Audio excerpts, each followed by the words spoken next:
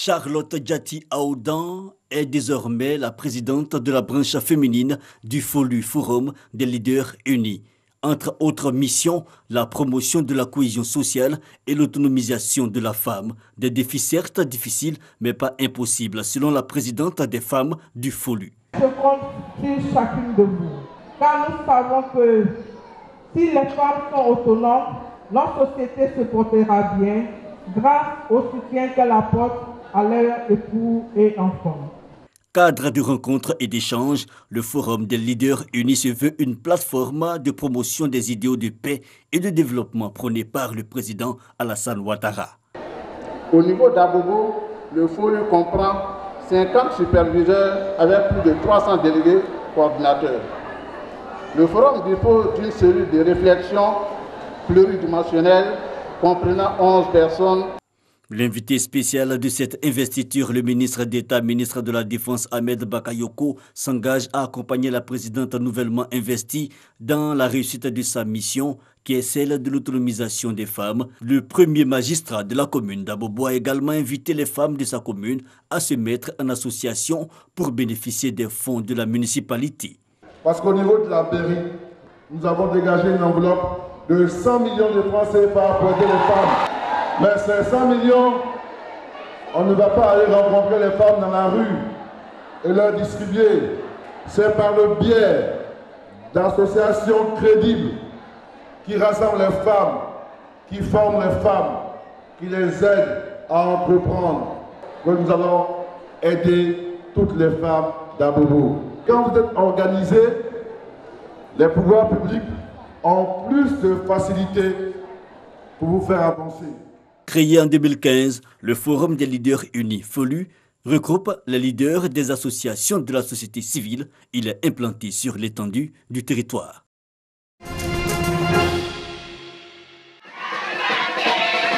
C'est par un défilé que les enseignantes du primaire, réunies au sein du réseau des dynamiques institutrices de Côte d'Ivoire et d'ici, ont célébré samedi à Cocody la journée mondiale des enseignantes.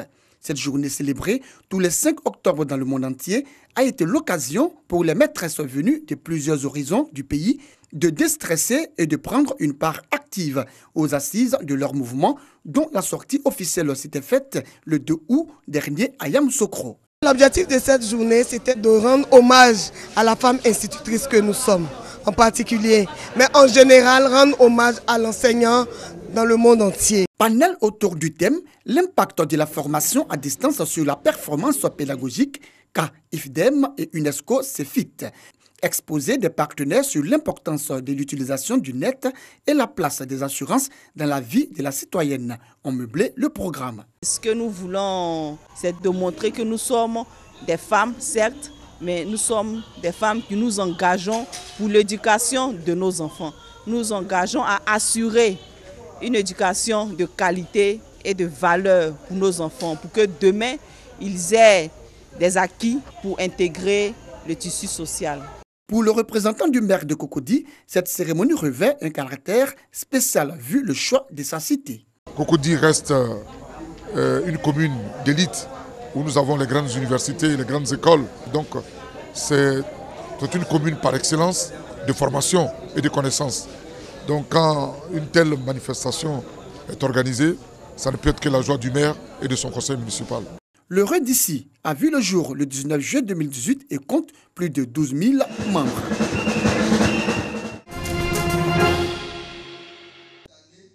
« 200 étudiants formés aux notions de paix et de pacification de l'espace universitaire.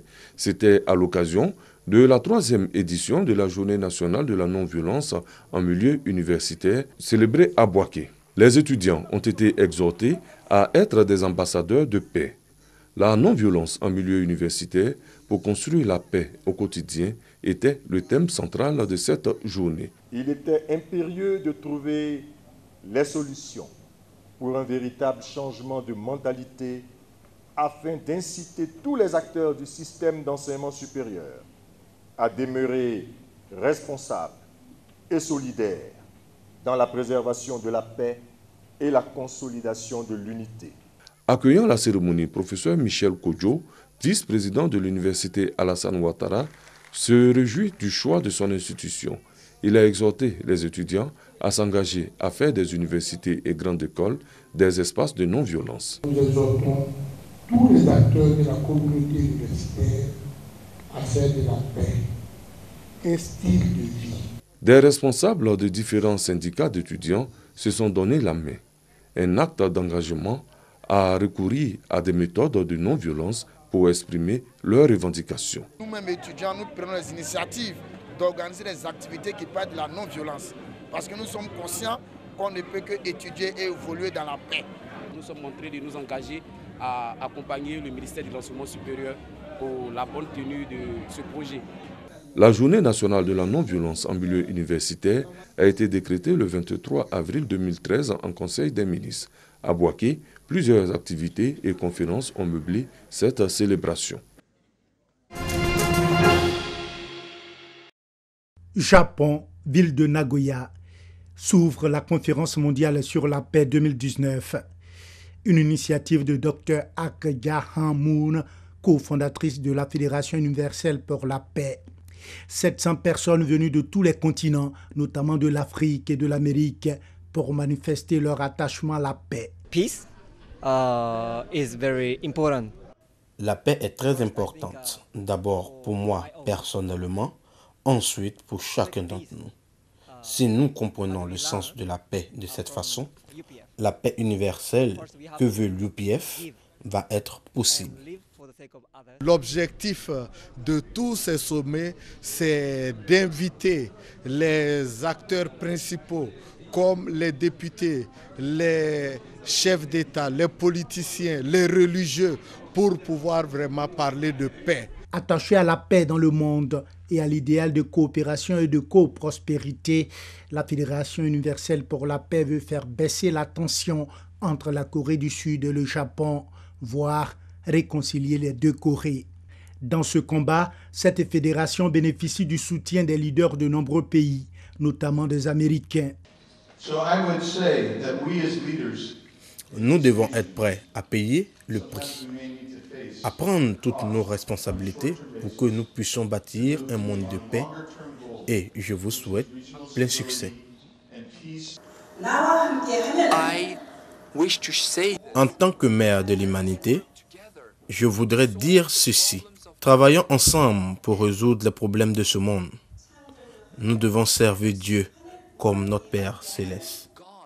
Ballets et prières interreligieuses ont donné un cachet spécial à la Fédération mondiale sur la paix 2019.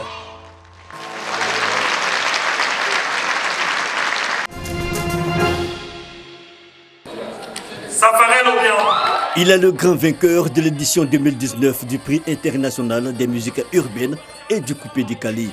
Safarel Obiang succède à Serge Beno, vainqueur de l'édition 2018. Selon le lauréat, c'est l'accomplissement de 10 années d'espérance et de travail acharné pour se positionner comme l'un des chanteurs les plus influents du mouvement coupé décalé. Le premier d'or, il m'a été donné par Dieu et par mes fans.